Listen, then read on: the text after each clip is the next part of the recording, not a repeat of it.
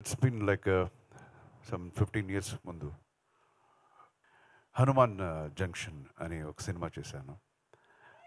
అందులో నేను హీరోగా యాక్ట్ చేశాను. అక్కడ డైరెక్షన్ డిపార్ట్మెంట్లో ఒక ఆస్పైరింగ్ అసోసియేట్ డైరెక్టర్ నేను అక్కడ చూశాను. సో అది ఎవరు కాదు, మన సుకుమార్ గారు. అండ్ టుడే చూస్తే ఒక పెద్ద ట్రీ లాగా, పెద్ద వృక్షం లాగా హీ ఈజ్ లైక్ ఇండియాలో తగ్గేదేలేనే. సో ఇండియాలోనే టాప్ 10 డైరెక్టర్స్లో అతను ఒకరిని చెప్పుకోవడం చాలా గర్వంగా ఉంది.